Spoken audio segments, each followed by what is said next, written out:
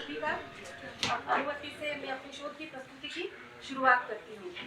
मेवाड़ न केवल एक क्षेत्र है बल्कि वह जगह है जिसकी स्मरण मात्र से स्वाभिमान, शौर्य और आत्मसम्मान जैसे उत्कृष्ट आदर्शों का उदय स्वतः ही हो जाता है। यह राजपुताने का वह गौरवशाली क्षेत्र है जो विश्व मंच पर अपनी स्वतंत्रता का प्रतीक बना हुआ है। इसके स्वरूप को संजोए रखने के लिए यहाँ के महाराणा सदैव प्रथम पायदान पर रहे हैं, किंतु इन महाराणाओं को जो फौज बल था, जो सैन्य बल था, जो मजबूत आधार था, वो प्रदान करते थे यहाँ के जागीरदार। यहाँ के जागीरदार न केवल जागीर तक सीमित थे, वो महाराणाओं के रक्षक थे, सलाहकार थे और महाराणाओं के साथ युद्धों में भाग लेने वाले वीर योद्धा थे। विडंबना है कि हम इन ठिकानेदारों के इतिहास के संकलन के प्रति उदासीनता कहीं न कहीं प्रकट करते हैं। मेवाड़ की मुख्य धारा के इतिहास के साथ इन ठिकानेदारों के इतिहास को जोड़ना कहीं न कहीं भूल से गए हैं। उससे रिक्ति की पूर्ति के लिए मैंने अपने शोध विषय का चुनाव किया है कोठारिया ठिकाने का ऐतिहासिक अध्ययन। परिचय। मेवाड़ के महाराणा अमर सिंह जी द्वितीय ने मेवाड़ की शासन व्यवस्था को सुचारू रूप से चलाने के लिए यहाँ के जागीरदारों को व्यवस्थित क्रम में 3 श्रेणियों में विभक्त किया। प्रथम श्रेणी, द्वितीय श्रेणी और तृतीय श्रेणी। प्रथम श्रेणी के 16 उमराव, जिनके बारे में 16 को अंकित करता हुआ एक दोहा प्रचलित है मेवाड़ में, तृण चाला तृण पूर्विया चुंडावत बड़चार दुई शक्ता दुई राठौड़ सारण देवतो पमार। इसके बारे में हस्तलिखित ग्रंथों में विवरण मिलता है। सामने छाया प्रति लगी हुई है। माणिक चंद जी की पीढ़ियों से उठाई गई ये छाया प्रति है जिसमें 16 ही जागीरदारों का विवरण प्राप्त होता है, जिसमें 3 पूर्वीय चौहानों के ठिकाने हैं, बेदला, पारसोली, कोठारिया। मेरा शोध विषय कोठारिया प्रथम श्रेणी के 16 उमरावों में से गिना जाता था।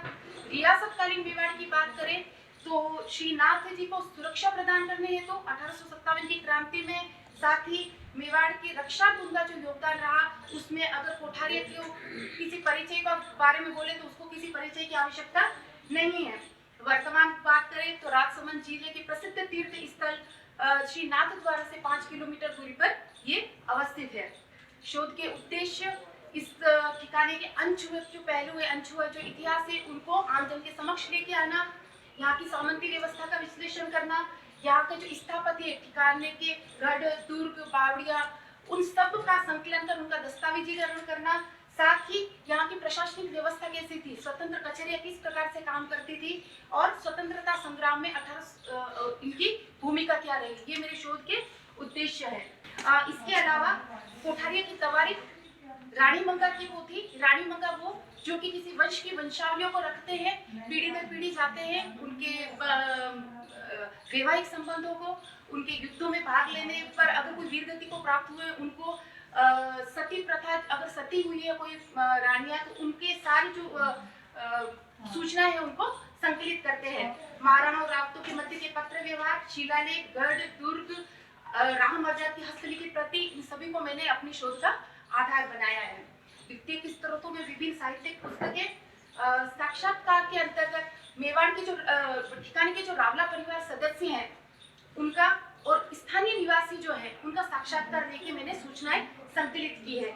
शोध यात्रा मेरा व्यक्तिगत अनुभव है कि इस शोध यात्रा ने मुझे इतिहास को देखने की जो एक नजर होती है उसको नजरिए में परिवर्तित कर दिया है, क्योंकि ये जो गढ़, दुर्ग, बावड़ियां, छतरियां हैं ये स्वयं बताती है कि हम अस्तित्व में थे। आप हमारा संरक्षण कीजिए, आप हमारी सूचना को संकलित कीजिए, आप हमारे पहरेदार बनिए, ना कि आप हमारे मालिक बन के हमें अस्त व्यस्त या जीर्ण शीर्ण कीजिए। कुछ छाया प्रति आपके समक्ष दिखाई दे रही है। प्रथम जो छाया प्रति है मेवाड़ के जो ठिकाने के जो रावत साहब है वर्तमान, वो मुझे रावला से संबंधित कुछ स्थानीय जानकारी प्रदान कर रहे हैं। द्वितीय जो छाया प्रति है वो ठिकाने में ही स्थित एक बावड़ी का सदस्य, और वो जो अंतिम जो ये 2 छाया प्रति दिखाई दे रही है वो रानी मंगा है, जिन्हें भिलवाड़ा से बुलाया गया था। शंकर सिंह जी नाम सा 2 दिन का इनका प्रवास रहा और इन्होंने संपूर्ण जानकारी मुझे प्रदान की। कोठारिया ठिकाना ही क्यों, प्रश्न सबसे प्रथम यही आता है कि मेवाड़ की प्रथम श्रेणी के 16 उमराव है, उनमें से आप कोठारिया ठिकाना ही क्यों चुना? इसका मैं उत्तर दूंगी कि एक तो इसका इतिहास कभी यत्र तत्र जो बिखरा हुआ उसका संकलन नहीं किया गया। दूसरा, मैं व्यक्तिगत तौर पर वहां से जुड़ी हुई हूँ, भावनात्मक तौर पर से जुड़ी हुई हूँ, तो इन सभी पहलुओं को ध्यान में रखकर मेरे गुरुदेव, मेरे गाइड सर ने यह सलाह दी कि मुझे उसी ठिकाने पे काम करना चाहिए। तो इस विषय के चुनाव का संपूर्ण श्रेय मैं अपने गुरुदेव को देना चाहती हूँ। जो शोध अध्ययन है उसको 6 अध्यायों में विभक्त किया गया है। प्रथम अध्याय मेवाड़ की भौगोलिक स्थिति कोठारिया के परिप्रेक्ष्य में। सामने जो मेवाड़ राज्य का नक्शा है उसमें कोठारिया की स्थिति दर्शाई गई है, जिसमें एरो करके मैंने प्रदर्शित कर रखा है। उसके बाद उदयपुर से कितनी दूरी है, नागवारा सेन की कितनी दूरी, अक्षांश और देशों के विस्तार अग्रलिखित है इधर, और पर्वत श्रेणियां, नाले, इनका सामरिक महत्व क्या होता है, भौगोलिक जो स्थिति होती है वो किस प्रकार से इतिहास को प्रभावित करती है, उससे हम अज्ञात नहीं है। नदियों में बेड़ज, खारी, जाखम, सोन, कोठारी। बनास का नाम विशेष इसलिए लूंगी क्योंकि बनास मेवाड़ की वह नदी है जो कोठारिया के बिल्कुल मध्य से होकर गुजरती है, जिसका मैंने एक मैप के रूप में छाया प्रति लगा रखी है उधर, जिसका प्रभाव क्षेत्र को बता रखा है। इसकी वहां पर स्थानीय जो सहायक नदियां है वो नेखाड़ी और हथमती है। अगर जल की उपलब्धता है तो वहाँ की वनस्पति और वहाँ की जो पैदावार है वो धनी, उसमें वो ठिकाना धनी था ही। वनस्पति के रूप में कुछ हस्तलिखित दस्तावेज आपके समक्ष दिखाई दे रहे हैं जो कोठारे की तवारीख से उठाए गए हैं। इनका औषधीय महत्व भी था, साथ ही जंगली जानवरों का विवरण भी मिलता है। दुर्गों में जैसे मेवाड़ के कुंभलगढ़ दुर्ग, चित्तौड़गढ़, सज्जनगढ़, आवरगढ़, इनका सुरक्षात्मक और सामरिक दृष्टि से जो महत्व था वही महत्व कोठारिया के जो जागीरी क्षेत्र थे उनमें वो उसी दृष्टि से गढ़ और दुर्ग बनाया करते थे, जिसमें रुकमगढ़ और कोठारे के दुर्ग का विवरण मिलता है, जिसका हस्तलिखित प्रमाण यहाँ पे नीचे है। द्वितीय अध्याय कोठारिया चौहान वंश की मूल उत्पत्ति, वंशावली एवं मेवाड़ में योगदान। जैसा कि विदित है कि क्षत्रियों की उत्पत्ति अग्निकुंड से मानी जाती है। प्रतिहार, परमार, चालुक्य और चौहान, इनका विवरण हमें मिलता है पृथ्वीराज रासो में, लालू भाई देसाई की चौहान कुल कल्प में, और वंश भास्कर में इसकी युग, महायुग और संधि वर्ष लेके संपूर्ण गणना का विवरण दिया गया है। लेकिन क्या है कि तकनीकी और वैज्ञानिक युग में हम इन चीजों को थोड़ा सा कहीं ना कहीं मानते नहीं है कि ये कैसे संभव है। मेरे द्वारा उस क्षेत्र की शोध यात्रा की गई जो सिरोही में स्थित है, आबू पर्वत पर गोमुख नाम से। ये वहाँ के छाया चित्र लगा रखे, अग्निकुंड का आपको सामने चित्र दिखाई दे रहा है। शिलालेख हैं जिनके ऊपर स्पष्टता लिख रखा है कि यह अग्निकुंड से चौहानों की उत्पत्ति हुई थी। गुरु वशिष्ठ जी का जो मंदिर है उनका भी छाया चित्र वो सामने लगा रखा है। वंश के चौहान वंश था, पृथ्वीराज तृतीय के वंशज जो उनके पश्चात इटावा और मैनपुरी की तरफ प्रस्थान कर गए थे और वहीं पे उन्होंने राज किया था। इसकी जानकारी प्राप्त होती है रानी मंगा की पोथी के अनुसार। अगर आपको वहां से दिखाई दे रहा हो तो इसमें चौथी लाइन पे लिख रखा है, अब मेन पर इटावा पर राज की दो, पच्छे कोठारिया गांव चौहान पूर्विया, यानी कि पहले वहां पे राज किया, उसके बाद कोठारिया पर पूर्विया चौहान वहां पे, उसके बाद वहां पर राज किया। वंशावली की बात करें तो किसी वंश के अगर इतिहास लिखा जाता है तो सबसे महत्वपूर्ण होती है वहां की वंशावली। वंशावलियों के लिए तवारीख का से संदर्भ लिए और दाबई मान जी की हस्तलिखित प्रति से मैंने वंशावलियां उठाई है।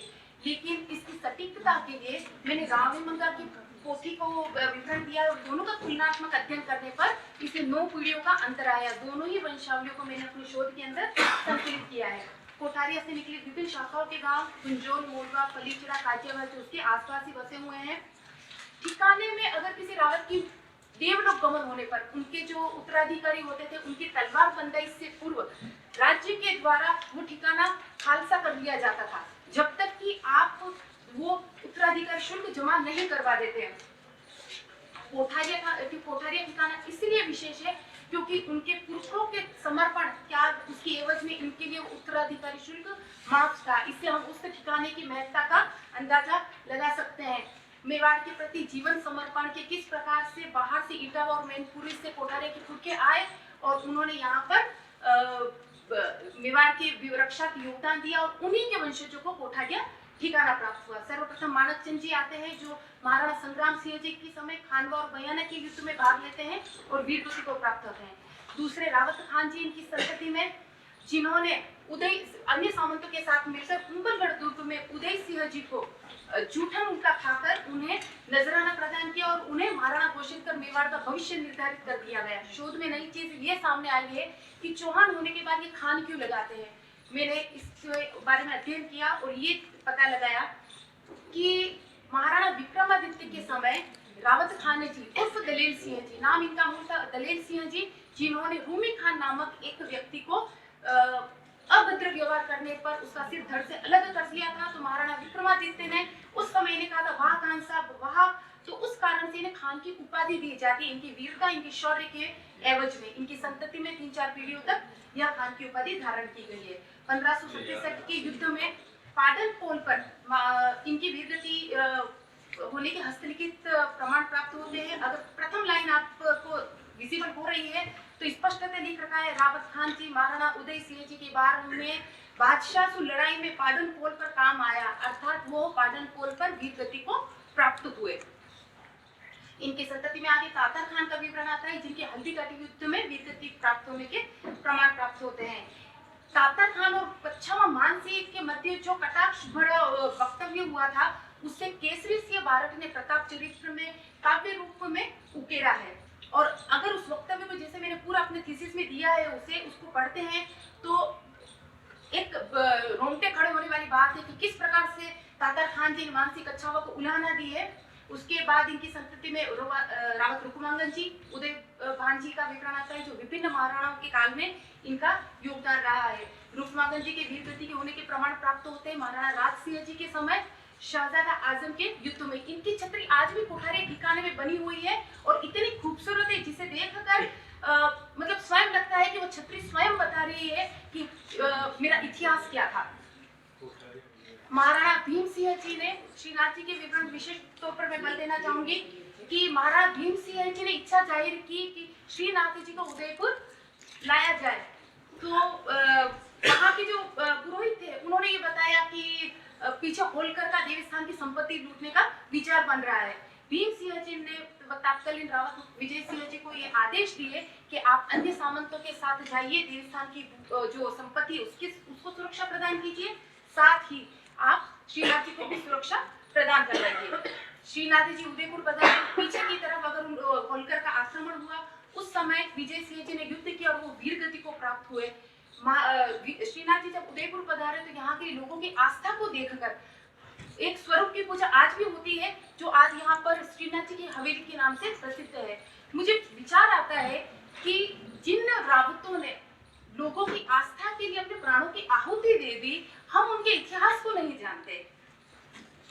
इनकी कोठारिया की जो रावत है, इनकी पदवी रावत थी, इन्हें राह मर्यादा प्राप्त थी, अर्थात विशिष्ट मान सम्मान जिसके हस्तलिखित दस्तावेज आपके समक्ष है। बैठक रसोड़े की ताजीम, पदवी, दरिखाने का सिक्का, पीड़ा, पालकी, हुंडा बरोबर बैठक, श्री जी का सरपाव, इनके कुंवरों को भी राह मर्यादा प्राप्त थी।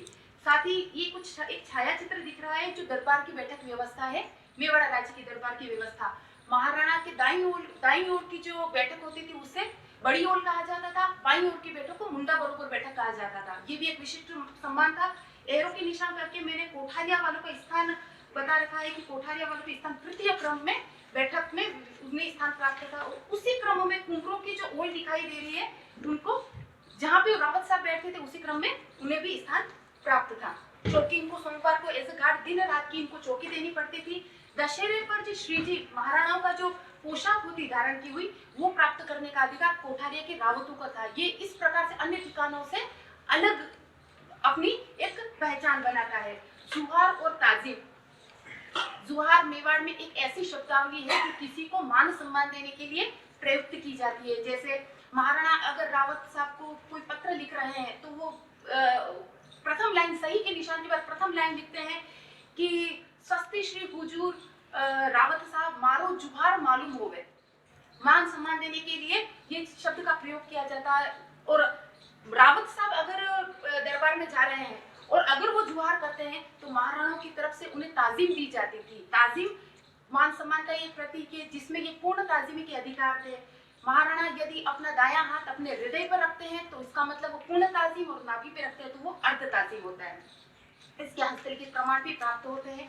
साहित्य को संरक्षण भी प्रदान कर रखा था। मुरली नामक कवि जिसके प्रिया विनोद और यश अश्वमेध यज्ञ जैसे साहित्यों का विवरण प्राप्त होता है। शासन एवं न्याय व्यवस्था के बारे में मैंने सज्जन कीर्ति सुधाकर से ऐसे वाद उठाए हैं जो कोठारिया ठिकाने में ही उनका निपटारा किया गया था। और इतनी खूबसूरती से किस प्रकार से तामील की जाती थी, किस प्रकार से गवाहों को तामील किया गया और नहीं आने पर क्या कदम उठाए जाते थे, उनका मैंने पूरा विस्तृत विवरण अपने शोध में दिया गया है। शिशु हितकानी विभाग द्वारा इस ठिकाने के अल्पवयस्क जो रावत थे उन्हें किस प्रकार से सुरक्षा प्रदान की जाती थी और किस प्रकार से व्यवस्थाएं संचालित की जाती थी, उसमें कितना आमद है, कितना खर्चा है, उन सब का विस्तृत विवरण शोध में दिया है। महाराणाओं का विभिन्न उत्सव, विवाह, शोक इस पे पदार्पण होता था ठिकाने में। एक छायाचित्र वहां लगा रखा है जिसमें महाराणा महेंद्र सिंह जी वर्तमान रावत महेश प्रताप सिंह जी के विवाह पर उपलब्ध हुए हैं। शिकार के कुछ छायाचित्र वर्तमान रावत साहब की जनाना श्रीमती कुमुद कुंवर के द्वारा मुझे प्रदान किए गए हैं। पत्र व्यवहारों में धार्मिक पत्र भी होते थे, सामाजिक पत्र, सांस्कृतिक पत्र और शाही आदेश, जिसे रुक्का और परवाना कहते थे। एक जो तृतीय क्रम का है वो शायद उसे हम धार्मिक या सांस्कृतिक दोनों पत्र का नाम दे सकते हैं, कि जैसे उसमें लिख रखा है कि स्वस्ति श्री रावत जोत सिंह जी हुजूर मारो जुहार मालूम होवे। जैसा कि मैंने पहले बताया आपको, एक अप्र भाद्वा सुद श्री हुजूर अणत जीरो व्रत उजमेगा सो नुक्ता ऊपर वेगा पदार्थ जो, और 1858 इसमें वर्ष दे रखा है, अर्थात अनंत चतुर्थी का वर्ष जो उद्यापन है वो श्री जी हुजूर महाराणा सरदार सिंह जी कर रहे हैं, तो आप न्योता दे रहे हैं, आप जल्दी पधारना। मेवाड़ राज परिवार से संबंध, वैवाहिक संबंध भी स्थापित थे इनके सीधे राज्य के साथ। अगर मेवाड़ के महाराणा सीधे ही कोठारे ठिकाने में अपनी पुत्री के साथ विवाह कर रहे हैं, तो एक सोचने की बात है कि क्या ठिकाने की उस समय स्थिति रही होगी और क्या ठिकाने का महत्व उस समय रहा होगा। महाराणा राज सिंह जी ने 18 विवाह किए, जिसमें से 10वें क्रम की रानी कीरत कंवर या फूल कुंवर का नाम आता है। पुत्री वो पृथ्वीराज चौहान की ही बताई गई है, रावत पृथ्वीराज चौहान की ही बताई गई है। हो सकता है वो उनके उपनाम हो, मैंने अलग अलग जगह से संदर्भ लिए हैं। जय सिंह जी के विवाह का वर्णन आता है, संग्राम सिंह के द्वितीय के विवाह का वर्णन आता है, जगत सिंह जी द्वितीय के विवाह का वर्णन भी उस ठिकाने के पुत्रियों के साथ होना बताया गया है। मैं इसमें एक जय सिंह जी द्वारा जो रुक्मांगद जी की पुत्री के साथ जो विवाह हुआ था उसका एक हस्तलिखित प्रमाण जय सिंह गुण वर्णना में संस्कृत में मिलता है, जिसमें मांगलिक कार्यक्रमों से लगाकर बारात किस प्रकार से कोठारिया में गई और रावत रुक्मांगद जी ने वाटिकाएं, उद्यान और हाथी घोड़े सजाए गए, और साथ ही अपनी स्वर्ण आभूषण से सुसज्जित कन्या को जय सिंह जी को कन्यादान के रूप में दिया था।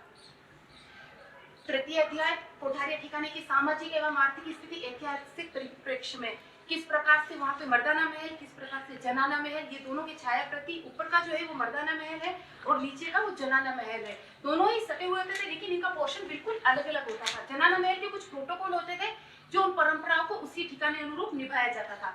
आवास में कच्चे और पक्के मकान, शाकाहारी और मांसाहारी भोजन का प्रयोग होता था। राज परिवार का खान जो होता था खास रसोई में होता था। मेवाड़ की प्रसिद्ध जो खाद्य व्यंजन है, पानिया, झाझरिया, राबड़ी आदि का आलू की सब्जी, ढोकले आदि का विवरण प्राप्त होता है। पहनावा और पोशाक गहनों की बात करें तो पुरुषों में अमरशाही, अरसीशाही, स्वरूपशाही का प्रचलन था। कोठारे के जो रावत थे उनके पगबंद था वो अमरशाही का था। उसके अलावा धोती, फेटा, जमादानी इनका विवरण प्राप्त होता है। महिलाओं की बात करें तो यहाँ की महिला न केवल स्वाभिमान और शौर्य के लिए जानी जाती है अपनी संस्कृति की संरक्षणकर्ता के रूप में। महिला ही है जो एक अपनी संस्कृति को एक पीढ़ी से दूसरी पीढ़ी में हस्तांतरित करती है। अगर इनके पहनावे की बात करें तो वो सामने छायाचित्र दिख रहा है जो 4 घटकों में विभाजित था, कुर्ती, कांचली, लहंगा और ओढ़नी।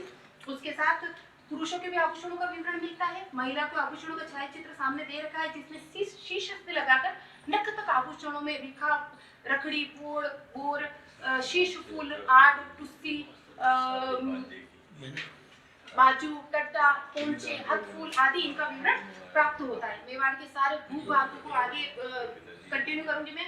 मेवाड़ के सारे भूभाग का विभक्तिकरण 3 भागों में कर रखा है। पहला खालसा, दूसरा सासनिक, तीसरा है जागीरी। जागीरी 2 आधारों पर प्रदान की जाती है। पहला रक्त संबंधों के आधार पर जो राज परिवार के रक्त संबंधी, दूसरी दी जाती काले पट्टे की जागीरी, अर्थात आप बाहर से आए हैं, आपने सैन्य सेवा दी है, उसकी एवज में आपको जागीरी प्रदान की जाएगी। अर्थात कोठारे के जो जागीरदार थे वो काले पट्टे के जागीरदार थे। रेख, जागीरी के समस्त गांवों की जो आय होती थी वो जागीरदार की रेख कहलाती थी। ये गटत बढ़त के रूप में थी, जिसकी शब्दावली में बधारा जागीरी आती है, तागिरी आती है, उठंतरी आती है और छटुंद आती है। महाराणा राज सिंह जी के समय पट्टे के गांव और रेख, महाराणा अमर सिंह जी के समय पट्टे के गांव और रेख का आपके सामने ये लिखित रूप में विवरण दे रखा है। उसके बाद एक विवरण आता है कि ये छटुंद के रूप में 2 माही, 3 माही और 6 माही के रूप में जो जमा राशियां करते थे उसके हस्तलिखित विवरण आपके सामने दे रखे, जो तिथि अनुसार दे रखे हैं। रावत सत्य सिंह जी बुद्ध सिंगोत का विवरण आता है, जो मैंने हस्तलिखित ग्रंथों से उठाया है। और उसके आगे आबकारी नीति विषय जो मुझे काफी अच्छा लगा कि उस समय आबकारी नीतियों की भी व्यवस्था इतनी खूबसूरती से संचालित की जाती थी कि आपकी अगर जागीरी 5,000 से 7,000 है तो आपको आपके विशेष समारोह या अवसर पर आपको एक शराब की भट्टी अलॉट की जाएगी। अगर 7,000 से 10,000 है तो आपको 2 शराब की भट्टी अलॉट की जाएगी। यानी कि व्यवस्थाएं ना बिगड़े, उस कारण से ये नीतियां बनाई गई थी। जल संसाधन के विवरण मिलते हैं, जैसे गुण वर्णनम में रावत रुक्मांगन जी के द्वारा रुक्म सागर का विवरण मिलता है, और रावत मानसिंह जी ने जो आधारभूत आवश्यकता होती है कोठारिया में, वो सारी उन्होंने पूर्ण करवाई थी। अध्याय चतुर्थ, कोठारिया ठिकाने का धार्मिक एवं सांस्कृतिक जीवन। कुछ त्योहार दे रखे सामने, नवरात्र, गणगौर, शीतला सप्तमी, दशा माता, जो हिंदू धर्म में होते हैं अक्सर वो भी ठिकाने पर मनाए जाते थे। विशेष यह है कि उन ठिकानों में कुछ ओक है, ओक यानी कुछ अप्रिय घटना जो हो जाती है, उस कारण ठिकाने में वो त्योहार नहीं मनाए जाते हैं। जैसे वहां पर तीज त्योहारों पर चूड़ा नहीं पहना जाता है, खरीद के चूड़ा नहीं पहना जाता है, उपवास कोई देता है तो चूड़ा पहन लिया जाता है। धार्मिक महत्व की बात इससे पता चलती है कि रावत धर्मांगन जी के नाम पर वहां के जो स्थानीय निवासी है वो धर्मांगन 11 मनाते हैं, यानी कि एकादशी। यानी कि आप समझिए कि क्या उसका धर्म के प्रति कितना क्या भाव रहा होगा उस ठिकाने क्षेत्र का। उसके बाद मकर संक्रांति पे खींच नहीं बनता है। कुछ रीति रिवाज और प्रथाओं के बारे में बात करूंगी। मुजरा, जो छोटे लोग जो आयु में छोटे होंगे वो रावला परिवार के जो वयोवृद्ध सदस्य होते हैं उनको सुबह सुबह जाते हैं, मुजरा शब्द बोलते हैं और एक शब्दावली का यूज करते हैं, अन्नदाता। यह एक बहुत ही खूबसूरत है जो मान सम्मान के स्वरूप अपने वयोवृद्ध को ये दी जाती है। विवाह में सगाई, टीका, काकन, दोबड़ा, बनोला, मायरा, ये सब कुछ जो विवाह में परंपराएं होती है वो निभाई जाती है, लेकिन कोठारिया में और किसी ठिकाने में नहीं होती है। मेरे लिए भी ये शोध लिया तब जाके नई चीज सामने निकल कर आई कि जो दूल्हा होता है वो खजूर का ऐसा सहरा पहनता है, जो अन्य किसी ठिकाने में ये नहीं है, सहरा पहनता है। उसके छाया चित्र मैंने दे रखे हैं। इसके पीछे कुछ किंवदंती है जिसका विस्तृत वर्णन मैंने अपने शोध में कर रखा है। दूल्हा पहनता है, उसके बाद जो दुल्हन को जो सेवरा जाता है, जिसे मेवाड़ी भाषा में मोड़ कहते हैं, वो भी खजूर का ही होता है। पालने की ओक है अपने घर का खरीदा हुआ पालना, वो कोठारिया जो रावला परिवार सदस्य वो नहीं यूज करते। अगर उपवास रूप मिलता है तो ठीक है। स्लेट पार्टी प्रथा, ये जनाना महल की इतनी खूबसूरत परंपरा है जो शायद क्षत्रिय परिवार में आज भी निभाई जाती है, जिसका विस्तृत वर्णन दे रखा है। सती प्रथा का विवरण मिलता है कि रावत रुक्मांगन जी की चतुर्थ रानी थी उदयकुंवर राठौड़, उन्होंने रावत रुक्मांगन जी की वीर गति प्राप्त होने पर सती होने के प्रमाण प्राप्त होते हैं। नाथद्वारा में आज भी ये सेहरा का इफेक्ट आज भी मौजूद है। इतने वर्षों के बाद में भी अभी भी सेहरा विवाह में पहना जाता है। ये इंडिविजुअल नाथद्वारा का सब ये इफेक्ट जो है वो वही है, उस क्षेत्र का जो इफेक्ट है। आज भी सेहरा बिना सेहरा की शादी नहीं होती। मैंने तो शादी की तो सेहरा, हाँ उस समय तो पहना ही होगा, अभी भी पहनना पड़ रहा है। और वो सेवरी कहलाती है जो बिजोई जाती है, सेवरी। अंधविश्वास के भी प्रमाण कर्नल जेम्स टोड के द्वारा लिखित एक पुस्तक में प्राप्त होते हैं। उसके बाद अगर मंदिरों की बात करें तो जो कोठारिया जागीर है उसके बाजार में चार भुजानाथ का मंदिर स्थित है, जिसके बाहर दो शिलालेख लगे हुए उधर छाया चित्र में विजिबल होता होगा। इसके ऊपर विक्रम संवत 1715 ज्येष्ठवती रविवार महाराणा राज सिंह जी, रावत माधव सिंह जी और ग्राम कोठारिया अंकित है, अर्थात उसके निर्माण संबंधी जानकारी वहां पर प्रदान की गई है। रंगोड़िया भैरू जी 1000 वर्ष प्राचीन मंदिर है, जिसके आसपास के गांवों में इसके प्रति बहुत आस्था है। निसंतान जो दंपति होते हैं वो विशेषकर यहाँ पर आते हैं और मन्नत मांगते हैं। अगर रावला महल की बात करें तो उनके धार्मिक स्थल में उनकी कुल देवी का स्थान आता है जो आशापुरा थी, और उनके अनुसार जो परंपराएं निभाई जाती, नवरात्रि में कब रात्रि जगह लगेगा, अमर रात्रि जगह कब लगेगा, उन संपूर्ण विवरण में अपने शोध में दिया है। जब रावला परिवार में प्रवेश करते हैं तो बाईं ओर एक स्थान है, एक शिला पर अश्व के रूप में एक देव स्थान बना हुआ है जिसे रेवंती जी बोल रखा है, और उसके बिल्कुल पास में पायगा बनी हुई है लंबी, यानी कि कहीं ना कहीं अश्व के देवता के रूप में वो स्थान वहां पर स्थापित है। गोकुल चंद्रमाता जी का मंदिर तो रावला महल में ही स्थित है, जो श्रीनाथ जी की बाल स्वरूप की पूजा होती है। 300 वर्षों पुराना मंदिर है। वहाँ के जो पुरोहित है रंजन जी दवे, उन्होंने बताया कि 11 पीढ़ियों से यहाँ पर हमारी जो है वो ये सेवा कर रहे हैं। ज्ञानेश्वर महादेव का मंदिर, चामुंडा माता जी का मंदिर, देवर माता जी का मंदिर, उसके बाद मस्जिद के विवरण भी, मस्जिद भी है स्थित जिसके बारे में संपूर्ण विवरण मैंने प्रदान किया है।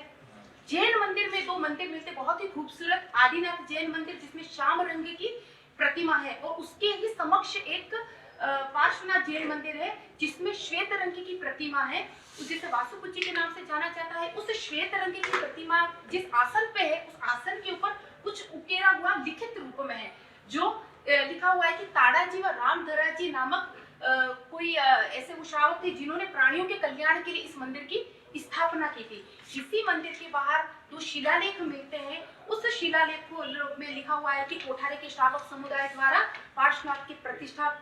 पार्श्वनाथ के मंदिर की प्रतिष्ठा की गई थी। उसके बाद हमारे हिंदू धर्म में भूमि दान का क्या महत्व है, कैसे धार्मिक इन चीजों को कैसे बढ़ावा दिया जाता है, उसका विवरण प्राप्त होता है। जो भूमि दान दी जाती है उसे डोहली कहा जाता है। कोठारिया के रावतों द्वारा द्वारकाधीश मंदिर को दान में देने, भूमि दान देने का उल्लेख मिलता है, जिसमें बाकरगुड़ा और तेजपुरा 2 गांवों के नाम आता है। हस्तलिखित ग्रंथों की प्रतिलिपियां मैंने लगाई गई है जिसमें अंडरलाइन कर रखा है, अगर आपको विजिबल होता है, बाकरगुड़ा और तेजपुरा। उसके बाद तीर्थ यात्रा और संत परंपरा के अंतर्गत रामसिंह संप्रदाय के जो महंत थे, उन्होंने जो चौमासा होता है, 4 वर्ष जो वर्षाकाल होता है, वो यहाँ पर बिताया था। दुर्ग, महल और इमारतों, अगर स्थापत्य की बात करें, एक ये नई चीज मेरे शोध द्वारा सामने आई है कि कोठारिया की तवारीख हस्तलिखित ग्रंथ है, उसमें ये लिख रखा है कि रुकमगढ़ पहाड़ी पर स्थित है और उसके तलहटी में कोठारिया ग्राम बसा हुआ है। जब मैंने शोध यात्रा की तो इसके विपरीत पाया कि रुकमगढ़ कोठारिया से 4 किलोमीटर दूर बामन हेड़ा नाम का जो गांव है वहां पर स्थित है, जिसके कुछ फोटोग्राफ्स लगे हुए हैं, जिसमें दिशा सूचक पट्टिका भी लगा रखी है। उसका पूरा जो स्थापत्य किया है उसका विवरण दिया है। यानी कि ये कह सकते हैं कि पन्नों का जो इतिहास है वो झूठा हो सकता है, लेकिन पत्थरों का इतिहास कभी झूठा नहीं होता है। दूसरा, कोठारिया का दुर्ग, जो इसे रुकमगढ़ बोल के कोठारिया की तवारीख में इंट्रोड्यूस करवाया गया था, वो कोठारिया का दुर्ग है। कोठारिया के दुर्ग रावत बुद्ध सिंह जी द्वारा निर्मित है। कुछ छाया प्रति आपको दिख रही होगी, विशाल दरवाजे बना हुआ है जो थोड़ा जीर्ण शीर्ण है। यहाँ पे जल संरक्षण, जनाना महल, मर्दाना महल, चारों ओर बुर्ज और सुरक्षात्मक दृष्टि से इतना खूबसूरत है ये कि एक विचार आता है। और आम जो जन है, स्थानीय पुराने लोगों की बात नहीं करती हूँ, लेकिन आज जो नई पीढ़ी है वो जानती नहीं है इनके अपने जिस क्षेत्र में वो रहती है उनकी स्थापत्य, उनके इतिहास के बारे में नहीं जानती है। कोठारिया महल, मुख्य महल जो कांदल जी द्वारा निर्मित है। ये एक शोध के द्वारा एक नई बात और आई, कांदल जी चुंडा जी के वंशज कोठारिया चौहान, तो कैसे उन्होंने यहाँ पे, कब उनको ये जागीर प्रदान हो गई। शोध जब किया तो पता चला कि 1666 ईस्वी में रावत धर्मांगन जी को यह कोठारिया का पक्का पट्टा मिला था। उससे पूर्व ये जो जागीरी थी, कभी जेमल मेड़ते तो मिली, वही जेमल मेड़त दिया जिसने अकबर को बोला था कि ओ गड मारो मुंह धनी असुर फिर तुम आड़ा पूछे चित्रकूट की दीदी मोहे दिमाग। उस जेमल मेड़ते को भी यह जागीरी कुछ समय के लिए प्रदान हुई है। कांदल जी को जब ये जागीरी मिली थी तो मुख्य महल उनके द्वारा बनवाया गया था। इस महल में आज भंडार गृह बने हुए, जिसे फराज खाना, सरदारा, सलेखाना, दारू की ओवरी, छोटी छोटी ओवरियां बनी हुई है। उसी के बीच में एक जो चौक बना हुआ है, उसमें एक ये तोप का जो छायाचित्र दिखाई दे रहा है, उसमें कुछ उकेरा गया है। उसका विवरण मैंने अपने शोध में दिया है। इसके निर्माण संबंधी कहाँ से इसको लेके आए, किसने इनका निर्माण किया और किस प्रकार से इसको लाया गया, क्या ऐसा आवागमन के साधन कुछ प्रयोग किया गया, उसका विवरण इसमें दे रखा है, जिसे कटक बिजली तोप। इस तोप का नाम वहाँ के रावत साहब ने बताया कि कटक बिजली तोप है। उसके बाद जो जागीरी क्षेत्र में मैंने रुकमांगन जी की छतरी का विवरण किया था, ये वो छतरी है। छतरी के बीच में इतनी खूबसूरत है ये, जिसको प्रत्यक्ष रूप से देखने पर छतरी के बीच में एक शिला लगी हुई है, जिसमें प्रतीकात्मक रूप से 2 पुतलियां हैं, एक पुरुष स्वरूप में, एक महिला स्वरूप में है। अंतर कैसे पता चला? पुरुष महिला स्वरूप में जो है उसको कुमकुम की बड़ी बिंदी लगा रखी है। नीचे शिला पर एक लेख लिखा हुआ है जिसमें स्पष्टता लिख रखा है, रावत रुकमांगन जी ने शाही सेना के साथ युद्ध करते हुए वीर गति को प्राप्त हुए। उनकी जो रानी थी चतुर्थ उदयपुर राठौर, उन्होंने भी वीर गति सती हुई और उसके साथ ही इनकी दोनों के साथ में छतरी बनी हुई है। और वो सती माता का स्थान है जिसकी भी छायाचित्र लगा रखे हैं। पंचम अध्याय, कोठारे ठिकाने का स्वतंत्रता संग्राम में योगदान। एक जगह ही राष्ट्रीय स्तर पर देखें तो कहीं खाली एक नाम आता है कोठारिया का, उसके अलावा जबकि उस समय इसकी महत्ता कुछ न कुछ तो रही होगी। जो राष्ट्रीय क्रांतिकारी तात्या टोपे, नाना साहब, कुशाल सिंह जी, भीमजी चारण, उन्होंने इसे चुना शरण स्थल के रूप में। सुरक्षात्मक दृष्टि से क्या अभूतपूर्व यह ठिकाना रहा होगा। वर्तमान उस समय जो तत्कालीन रावत साहब थे, रावत जोध सिंह जी, स्वयं देशभक्त और स्वयं राष्ट्र भावना से ओतप्रोत उन्होंने अंग्रेजों के विरुद्ध जाकर विभिन्न राष्ट्र क्रांतिकारियों को अपने यहाँ पर शरण दी है। एक तोप का छायाचित्र आपको और दिखाई दे रहा है। पहले जो बात की थी वो कटक बिजली तोप जो महल के अंदर स्थित है। ये जो है बाहर जहाँ पे आज उनकी पार्किंग और होती है, वो अश्वशाला बनी है, वहां पर ये तोप है जिसे गर्भगर्जनी तोप कहा गया है। 1857 की क्रांति, रावला परिवार सदस्य ने बताया कि 1857 की क्रांति में इस तोप का प्रयोग किया गया था। कुछ हस्तलिखित ये पत्रों का विवरण मिलता है रावत जोध सिंह जी और स्वरूप सिंह जी के मध्य, जिसमें उन्हें एक जगह आदेश दिया जा रहा है कि आप डूंगर सिंह शेखावत जो डकैती करके आए नसीराबाद से, आप उन्हें पकड़िए वरना आपकी जागीर को जब्त कर लिया जाएगा। लेकिन वो जोध सिंह जी स्वयं राष्ट्र भावना से इतना ओतप्रोत थे और कहीं ना कहीं ऐसा है कि उन्हें अंग्रेज और महाराज स्वयं नहीं छेड़ते थे, क्योंकि वो सीधे राज परिवार से संबंध रखते। स्वरूप सिंह जी के भांजे थे। बधारा जागीरी का उदाहरण मिलता है, जैसे मैंने रेखा के अंदर कुछ शब्दावलियों का प्रयोग किया था, बधारा, दागिरी, उठंत्री और छकुंद। ये बधारा जागीरी का एक उदाहरण यहाँ मिलता है कि बधारा जागीरी वही की जाती थी जो किसी अन्य जागीरदार से तागीर की जाए, वही खालसा से नहीं दी जाती थी। सेंट पैट्रिक लॉरेंस का पत्र रावत जोध सिंह जी को कि ये कलमबंदी, क्योंकि कलमबंदी जो की थी उसके ऊपर हस्ताक्षर करने को राजी नहीं थे, तो उस कलमबंदी कोलनामे पर हस्ताक्षर करने के लिए दिनांक, समय और जो दिन था वो नियत किया था। छठे अध्याय की बात करें तो रावत मान सिंह जी ने जो आधारभूत सुविधाएं कोठारी में प्रदान की थी, चाहे शिक्षा से संबंधित हो, चाहे स्वास्थ्य से संबंधित हो, चाहे आवागमन से संबंधित हो, जल से संबंधित हो, उसका विकसित रूप लिए हुआ आज कोठारिया इतनी खूबसूरती उसने रख रखी है कि आपको कुछ फोटोग्राफ्स दिखेंगे। फर्स्ट कोठारिया जागीरे में महात्मा गांधी मॉडर्न स्कूल, वैद्यशाला जो बनाई थी वो आयुर्वेदिक औषधालय के रूप में, प्राथमिक स्वास्थ्य केंद्र के रूप, प्राथमिक सामुदायिक केंद्र का भी विवरण प्राप्त होता है, जहाँ पे साक्षात्कार द्वारा पता चला कि वहाँ पर विभिन्न सरकारी योजनाएं चलाई जाती है और साथ का वहाँ पर स्टाफ है। कुछ निजी विद्यालयों, 2 निजी विद्यालयों के विवरण प्राप्त होते हैं जिसे हिंदी माध्यम की शिक्षा प्रदान की जाती है। जनसंख्या का विवरण 2011 के अनुसार आपके समक्ष है। नाथ द्वार में प्रसिद्ध मीनाकारी का जो काम होता था, उसके जो कारीगर और उसके जो कारखाने होते थे वो कोठारिया में थे और आज भी कहीं ना कहीं वो काम किया जाता है। उसके अलावा पशुपालन, कृषि, सरकारी नौकरी आदि और कोठारिया विस्तृत बाजार का स्वरूप लिए हुए है। निष्कर्ष के रूप में तो यही कहूंगी कि मेरा यह शोध बहुत आत्मा से किया हुआ है और यह शोध सिद्ध करता है कि मेवाड़ की रक्षा में कोठारिया रावत किस प्रकार से केंद्रीय भूमिका में रहा और मेरा यह शोध उन नायकों को उचित सम्मान दिलाता है, साथ ही वहां के आम जन को गौरवान्वित होने का एक अवसर देता है कि वो किस जागीरी क्षेत्र से बिलोंग करते हैं। रावत जोध सिंह जी ने जिस प्रकार से राष्ट्र क्रांतिकारियों को शरण दी थी, तो आम जन को शरणागत रक्षा, निडरता और मानवता का पाठ मेरा ये शोध पढ़ाता है। साथ ही यहाँ के जो स्थापत्य से संबंधित जो भी दस्तावेजीकरण है, उसे हेरिटेज टूरिज्म को बढ़ावा मिलेगा। स्थानीय क्षेत्र के जो पर्यटक है वो यहाँ पर आएंगे और उसके साथ यहाँ पर रोजगार के अवसर पैदा होंगे। आमजन अपने जो इतिहास उसके प्रति गौरवान्वित होकर यहाँ का जो स्थापत्य है, गढ़ दुर्ग, यहाँ की विरासत है, उसके संरक्षण के प्रति जागरूक हो पाएंगे। अंत में यही कहूंगी और एक विशेष बात बताऊंगी कि मेरा यह शोध अन्य ठिकानेदारों को कहीं न कहीं अगर 2% भी प्रोत्साहित करता है कि हमें ठिकाने के इतिहास को संकलित करना चाहिए, अगर प्रेरणा स्रोत बनता है, तो ये मेरे लिए बहुत गौरव की बात होगी। अंत में यह शोध अतीत के गौरव को समझने के साथ साथ भविष्य में पर्यटन विकास और सामाजिक मूल्यों की स्थापना का आधार बनेगा। मैंने अपने शोध का प्रस्तुतिकरण संक्षिप्त रूप में आपके समक्ष दिया है। अब आप प्रबुद्ध जनों, गणमान्य विशेषज्ञों को तय करना है।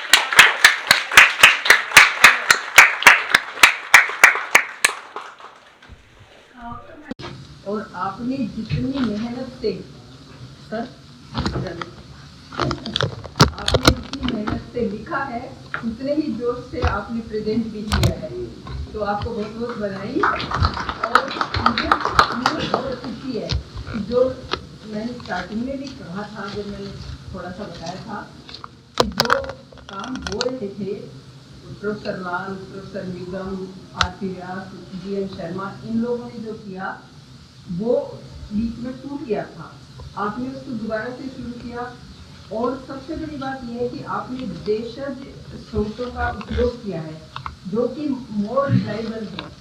अभी तक इनका दोहन हुआ नहीं था, अभी आपने, क्योंकि साथ साथ और ये जो रानी मंगा है, इनका जो इतिहास है वो जो होता है वो ही होता है, बिल्कुल उसमें कोई अल्टरनेशन नहीं होता, कुछ छुपाया नहीं जाता, जो होता है वो होता है। वो आपने बहुत अच्छे से इसको किया है, साक्षात्कार किए हैं। और साथ साथ में अंग्रेजी की बुक्स भी ली है, वो मैंने थीसिस में, रिपोर्ट में जो लिखा है सब लिख दिया था।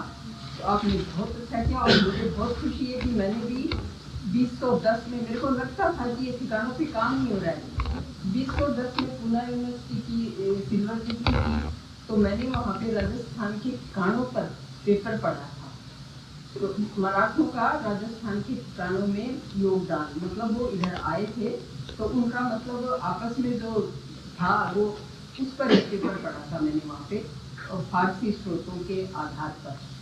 तो आपके शोध में जो शब्द है, ताजीम है, और भी जो ये शब्द फारसी अरबी से लिए हुए हैं, क्योंकि सेंटर में जो होगा वो थोड़ा थोड़ा अल्ट्रासाउंड पे बढ़ता है, तो उसमें शब्द आ गए हैं सारे। तो देशज और वो सारे शब्द आपने लेके बहुत अच्छा पीछे सीखा है, बहुत बहुत बधाई बेटा। और आपने जो एक दो क्वेश्चन पूछते हम कि आपने ये क्यों लिया, आपने खुद ही बता दिया कि एक तो मैं वहाँ से बिलोंग करती हूँ, दूसरा आपके टीचर ने बताया कि ये ले लीजिए। तो ये ठिकानों का इतिहास शुरू हुआ है, निश्चय ही इससे दूसरे ठिकानों पर भी असर पड़े, मतलब शोधार्थी दूसरे ठिकानों पर भी शोध कार्य करेंगे। आपने एक वे खोल दिया, उनके लिए रास्ता खोल दिया है, बहुत बहुत धन्यवाद। सालों में हम लोगों ने लगभग 10 के आसपास हो चुके हैं, पिछले 3-4 साल में ठिकानों पे डिफरेंट ठिकाने। आप में से सर कोई पूछना चाहे तो। मैंने पढ़ा तो मैं देखा कि एक नया काम हुआ है, तो बहुत अच्छा लगा। जिज्ञासा मैडम, को भी कोई जिज्ञासा मैं तो कोठारिया से बिलोंग करता हूँ जी और कोठारिया ही पैदा हुआ हूँ, और वहीं से एजुकेशन नादवारा कॉलेज से भी की है, ये मेरे भांजे की पुत्री है। और कोठारिया में ये बात फेमस थी, मेरी माता जी के चौदह करे जो वही करे, महाराणा चौदह इतने पावरफुल थे कि बेल के तो सींग पकड़े वो उठाते थे, इतने पावरफुल थे। और करबट, और उस समय वहाँ पर कानून की व्यवस्था थी, ये स्थिति से आया। और जो पत्थर पे शिला ले गए और जो बुक्स में से कलेक्ट किया है, निश्चित रूप से बहुत मेहनत की गई। और 16 में थे, और महाराणा उदय सिंह जी से इनसे आपस में बहुत ज़्यादा तालमेल। अब ये अभी जो सीरियल आ रहा है महाराणा प्रताप, उसको भी रात को आप देखेंगे, उसमें कई बातें और लिखी है। और भीम सिंह जी ने जब श्रीनाथ जी को लिया, जब वो सब जगह जाके आए, कहीं भी उनको सुरक्षा नहीं मिली। राज सिंह जी के जमाने में कोठारिया के सामंत को ही भेजा था वहाँ पे कि आप उनको सुरक्षा देके लेके आए। मैंने उसका विवरण दिया है। तो ये भी एक बहुत बड़ी बहुत बड़ी बात है, बहुत बड़ी बात। बहुत बड़ी बात है ये। फिर नाथद्वारा यहाँ से ये एक बड़ी कंट्रोवर्सी है कि एक तरफ ये जो नाम परिवर्तन हुआ है, कहीं मुस्लिम नाम हमें देखने को मिल रहा है। हाँ, खान जो है, अब मतलब अगर सेपरेटली उस नाम को पढ़ो तो ऐसा लगता है कोई ठिकाना मुस्लिम ठिकाना रहा है। हाँ, उनको लेकर के, तो इसके पीछे क्या सोच बनती है? मैं पूछ रहा हूँ, मैं पूछना चाह ठीक है, दोबारा बताइए। ये अपने इस रेफरेंस में थे कि बहुत अच्छा भाषण जो था उसमें नहीं आया।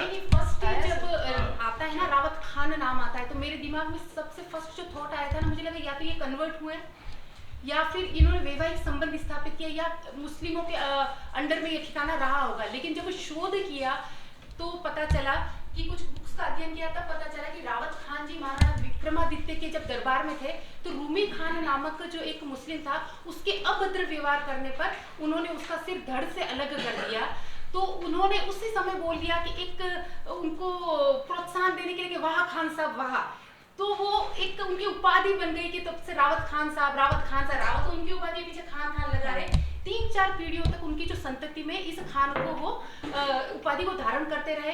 लेकिन उसके बाद कि किसी प्रकार का विवाद ना हो तो उसके बाद इन्होंने उस उपाधि को छोड़ दिया। तो ये प्रसंग सबसे पहले टकराया शोध के दौरान। ये मैंने भी देखा। नहीं, शोध के दौरान कागज जब लिखे नहीं गए तब ये चीज टकराई। ये टकराने के बाद मैं मानता हूँ कि उत्तमा से ज्यादा काम जो है प्रदीप जी कहाँ गए? अरे प्रदीप जी कहाँ जा रहे हो? अरे इधर आप रुको भाई। हाँ, इनसे नहीं वो करते हैं, वो शेड्यूल होगा, लेकिन इसमें मैंने बहुत ही देखा कि उत्तमा से ज्यादा कार्य जो है वो प्रदीप जी ने किया है। इसलिए मैं चाहूंगा कि इन्होंने कहा ये मेरे पास आए सर ये बताओ कि ये क्या खानदान कौन सा है, ये मुझे ये समझ में नहीं आ रहा है। मैंने कहा इसी के लिए तो अपन काम कर रहे हैं कि ये खानदान पता लगे कि ये खान है या राजपूत है, कौन से हैं क्या। तो ये मुझे और इनकी भी क्यूरियोसिटी जो थी प्रदीप जी की वो कदम कदम पे सर इतनी बढ़ती गई जो कि स्कॉलर में भी नहीं होती है। ये मैं सुपरवाइजर के नाते प्रमाणिक तौर पर कहता हूँ, उन्होंने बहुत अच्छे ढंग से उन चीजों को, और फिर जो कहा गया कि उस दिशा में जाना है उस दिशा में जाकर के निकाल के लाए ये जा करके कि नहीं ये जो ये। इसलिए मैं चाहता हूँ कि प्रदीप जी ने, उत्तमा का तो वही काम था स्कॉलर है, लेकिन प्रदीप जी ने इसके अंदर जो है किसी की जो है तो उनकी इतिहास में रुचि बड़ी, सबसे इतिहास वाले की इतिहास में रुचि हो कोई बड़ी बात नहीं है। हाँ लेकिन नहीं, अब उनको एनरोल करा लेते हैं। नहीं एनरोल देखो वो बात नहीं है, ये जो चीज हुई है तो इससे मैं मानता हूँ कि अपना जो फैकल्टी अपना जो विषय है उस विषय का विस्तार हुआ। बिल्कुल बिल्कुल। क्या इस रूप में तो प्रदीप जी मैं आपका, आप यहाँ आओगे मैं आपको ये पगड़ी पहनाऊंगा। नहीं ये नहीं, मैंने देखा है तो मैं उसका जो है आपने नहीं आपने दायित्व पूरा जो निर्माण किया है पति के नाते किया होगा, लेकिन इतिहास को लेकर के बात किया रहा है। जी सर। इससे क्या है कि पूरी महिला जाति के उनके जाएगी बात तो प्रेरणा मिलेगी कि हमें इस तरह से कोऑपरेट करना चाहिए ये समाज के अंदर जो है।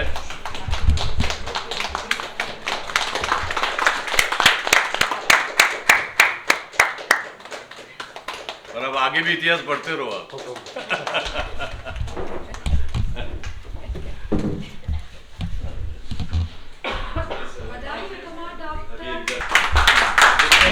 अजय भी आपको अवार्ड हो गई है ना? मैंने ये कहा था कि आधा घंटा प्रेजेंटेशन के लिए तो मिलना चाहिए, पर मुझे यही लग रहा है कि क्वेश्चंस ही नहीं हुए तो अच्छा है ना, सब 2 समय बच गया। अब जो पूछा ना उनका जवाब पहले ऑलरेडी था। नहीं उसको हाईलाइट इसलिए करना था कि बहुत सी इतिहास में ऐसी ग्रंथियां होती है जिसको देख के हम कोई भ्रम पाल लेते हैं। मैंने इसलिए वो तो बोली थी, मैंने कहा एक बार वापस बच्चों में रिपीटेशन होगा, सबको दोबारा होगा तो रिवीजन हो जाएगा, क्योंकि हम अक्सर नाम से कोई भ्रम पाल लेते हैं। नहीं सही कह रहे हैं आप। हाँ कलम ही तो अपनी माया है, कलम ही तो अपनी माया है, आपके नाम है। आप बहुत ही प्रख्यात अधिवक्ता यहाँ उदयपुर के और बार काउंसिल वगैरह सबके प्रेसिडेंट वगैरह सब रहे सर, और मेरा ये कि मेरे पिताजी के बड़े प्री स्टूडेंट में से रहे, क्या गुरुजी के पक्के चेले, पक्के। हाँ सीपी साहब ये देवकी नंदन जी ये उस टोली के व्यक्ति के से क्या। तो आपका जब ये आदेश था तो मैंने कहा ये काम मेरे लिए तो हाँ, क्योंकि जो पिता के प्रेमी है उनके लिए तो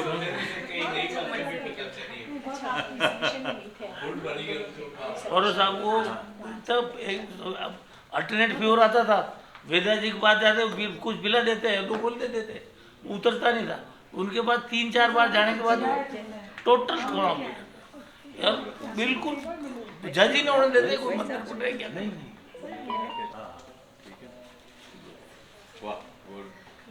बहुत अच्छे काम करो, सौभाग्यवती रहो और ठाकुर जी की कृपा बनी रहे। ठाकुर जी की कृपा बनी रहे। हाँ, तो प्रदीप जी को इसी काम में लेते रहो। आप बाहर गए, मेरी बात नहीं बस क्या वो घर का तो था ही था, लेकिन मुझे प्रदीप जी ने कहा वो आप उन्हें नाम लेने क्यों? मैं क्यों नहीं, बिल्कुल आग्रह मेरा ही है, मेरे खुद क्यों आपने क्या? मैंने कहा भाई साहब पता रहेंगे तो मुझे अनुभूति होगी कि उनके नाम से काम हुआ, बट अब राम और नाम लिखो तेर गया। नहीं सम्मान है भाई साहब आपका, क्योंकि आपका जो है कि ये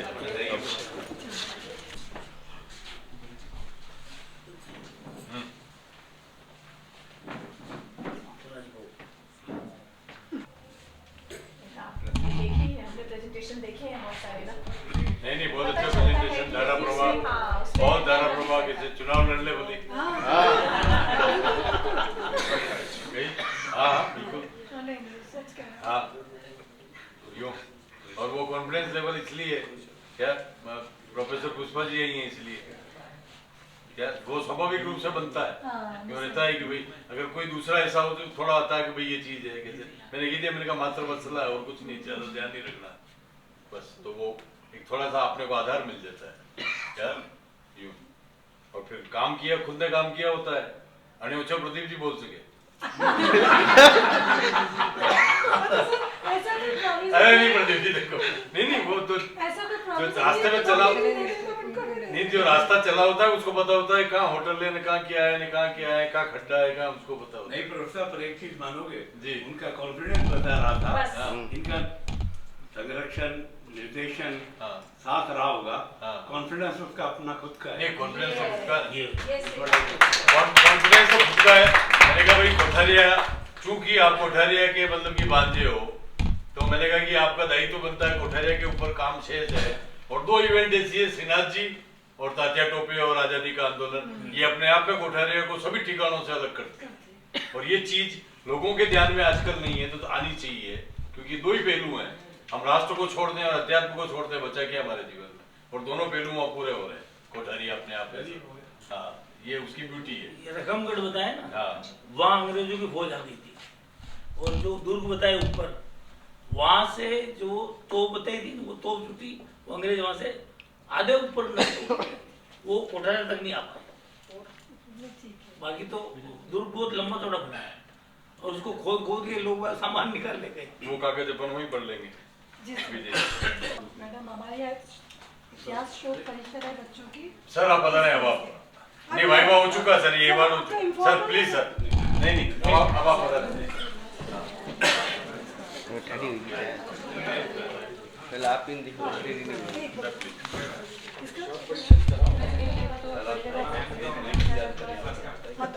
करो ना, आप करो लो। अच्छा ठंडी के मैं आपको कनौर ना बोल दो, तो इसको खा नहीं फोटो तो आ जाएंगे अपने पास। इन्होंने क्या दिया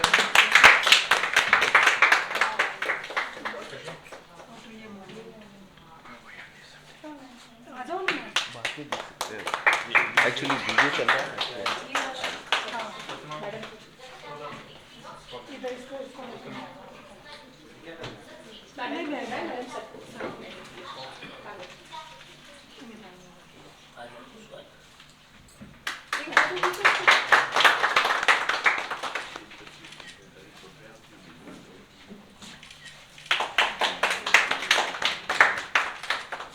देखो डायरी और पेन स्टैंड है, सिंबॉलिकली सिंबॉलिक है ये, इसका साथ मत छोड़ना, कलम और कागज। यही कहा है मैंने कहा ये शुरुआत है, बाकी काम करना हो गया।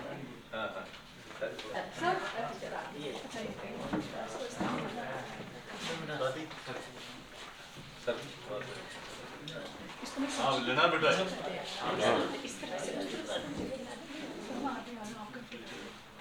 पीयूष जी इधर बढ़ो थोड़ा।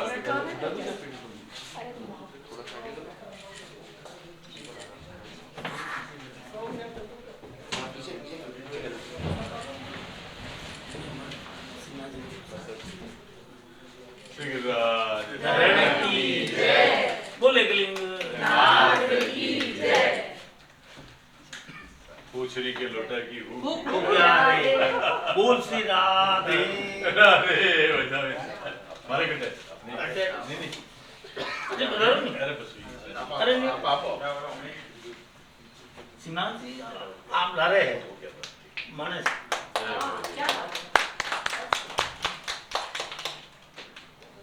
श्रीनाथ जी महाराजा प्रताप को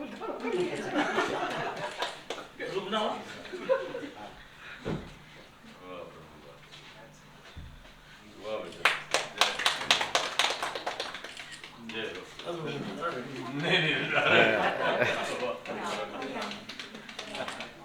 बोले लिंगनाथ की जय।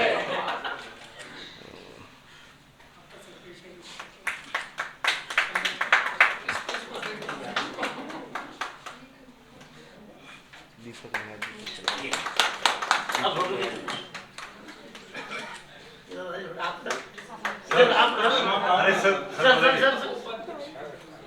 ये तुम्हारे पास तुम भी आगे आओ। सर युगल स्वरूप में आ जाओ बाबा। हाँ युगल स्वरूप में वही तो आनंद आएगा। एक पिताजी हाँ आप उसको कुछ गिफ्ट देना। एक मिनट सर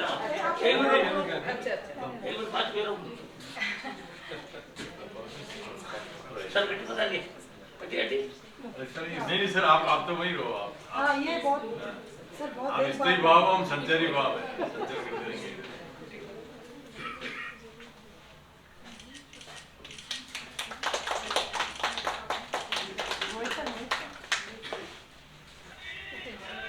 बहुत अच्छा काम किया आपकी बिटिया ने। नहीं बिल्कुल नहीं बहुत अच्छा काम किया है। क्या तो इसलिए क्या कि मूल का हम स्वागत करते हैं। सुपरवाइजर के नाते आपको भी बहुत अच्छा काम किया है। आपको बहुत बहुत आपको बधाई और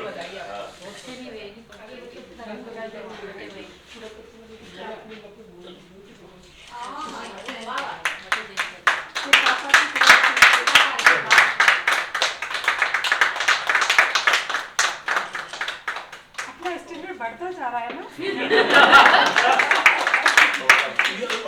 उसके हिसाब पड़ेगा ना।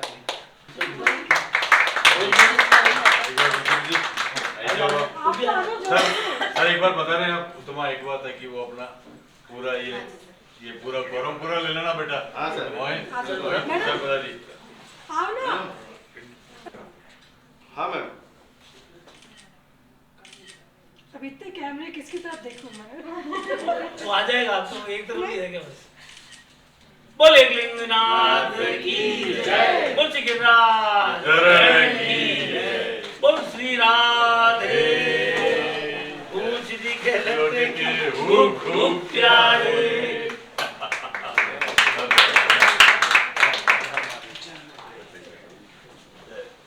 मैडम के आने से सर के आने से बहुत अच्छा होगा। मैडम नमस्ते। कैसे हो आप? पहचान लिया? हाँ पहचान अच्छे से।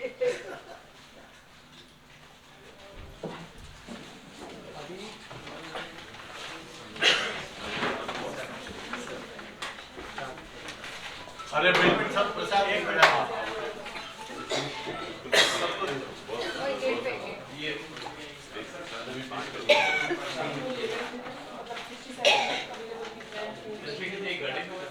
जी जी